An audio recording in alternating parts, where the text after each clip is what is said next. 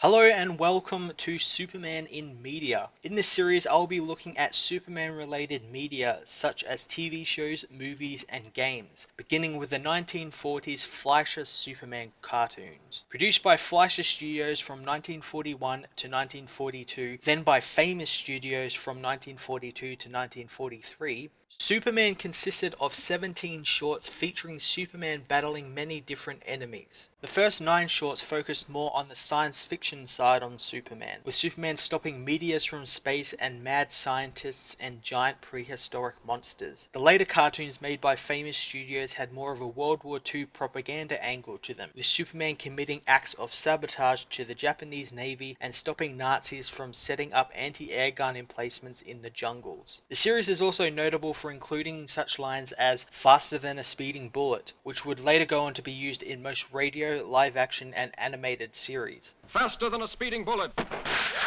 more powerful than a locomotive, able to leap tall buildings at a single bound, this amazing stranger from the planet Krypton, the Man of Steel, Superman.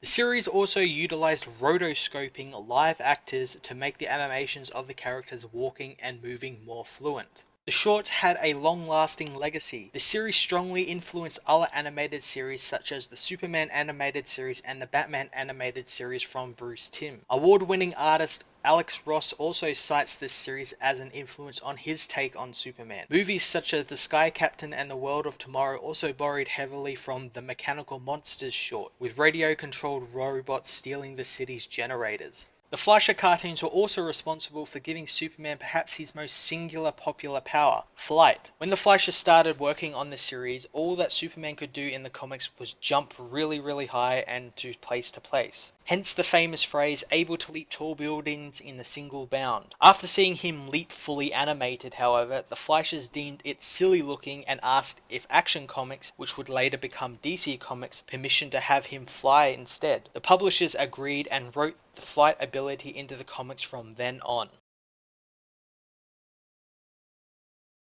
This series is probably one of my favourite takes on Superman and has pretty special place in my heart since it was before I actually started reading comics when I was like maybe 2 or 3 years old. I actually saw some of these because my dad actually bought me the VHS copies of them, and so I would watch them and everything, and I was just taken in by it, by the animation, just the stories of it, of this guy, this Superman just saving people, saving Lois Lane from like dinosaurs and robots and everything. I thought it was really brilliant. And then like years later, obviously after I've read the comics and everything, I went back and watched them, and I watched them recently as well for this video, and they're absolutely fantastic. They're an absolutely fantastic take on Superman. They show him saving people and just having fun, and there's sort of like this little comedy part to it when at the end of most of them there's always like a part between Lois and Clark in the offices of the Daily Planet when one of them gets the big story or anything. There's always this really fun sort of banter that goes on and everything. It was really great. I really enjoyed this series, and I'm glad that it sort of affected a lot of the writers and comic artists of our time and add that into their art and writing and everything. As I said before, Alex Ross based his Superman on this, and you can sort of tell they sort of have that same sort of look.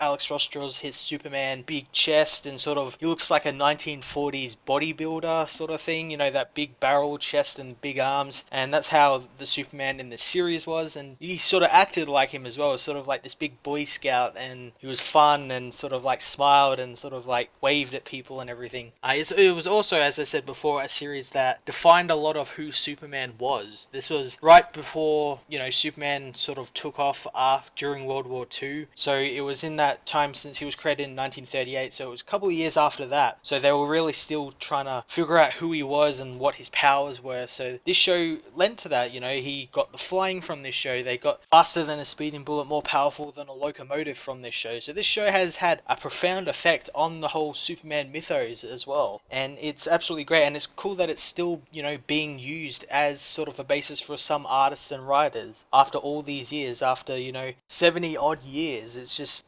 absolutely amazing. The cool thing also about this series is that it's technically in the public domain, so they're free to watch on YouTube. I think the Warner Brothers YouTube channel, or there's like a bunch of YouTube channels that have uploaded them. Some of them have been remastered, so they're in like 1080p and everything. Of course, they're still not that good since it's 1940s animation, but the animation itself is still really, really good. Like, for its time, it was ahead of its time. But yeah, absolutely amazing. I definitely want everyone to go check them out if you haven't already. If maybe you didn't even know about them, you should definitely go check them out. It is one of the most profound and inspiring Superman cartoons ever made. It's influenced a lot of people, so definitely go check it out. Well, that's it for the first part of the Superman in Media video series. I've got some more parts actually being worked on at the moment, so expect them very soon. Thank you for joining me.